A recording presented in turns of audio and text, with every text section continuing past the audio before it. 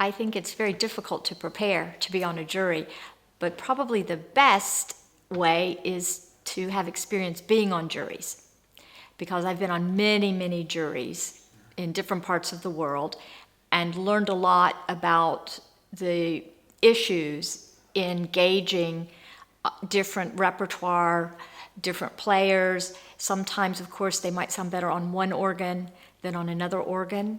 This competition is very demanding because they're in the very first round playing two very different organs. Of course, the repertoire is important, but it's repertoire that I already know fairly well, so that wasn't really much of an issue. I also think it's important to know the other members of the jury and to get a sense for how they want to work, how they want to assess the playing of each candidate, to be sure that all of our ideas are represented in the choice that we make.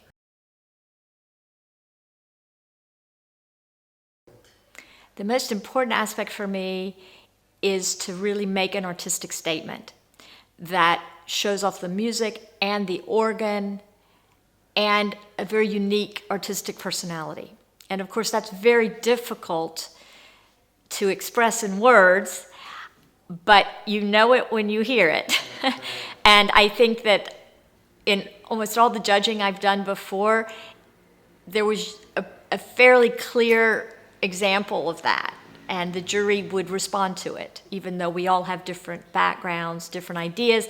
But when you hear that very creative, artistic statement, it emerges very clearly as the right person to choose.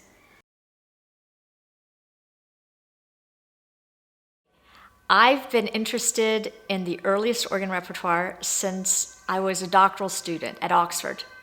And part of my work there was to do a history of the repertoire of the organ. And of course, I started with the 14th century, which is the oldest source that we have. And I became very fascinated with that music and have really been working on it ever since. So it was very natural for me to prepare a lecture for this academy. What was difficult is I only have 40 minutes, so I had to tailor my remarks for the amount of time, and I'm also including a lot of iconography, of pictures from late medieval manuscripts, because I hope it will be interesting to see some of the developments also in the illuminations of the organ.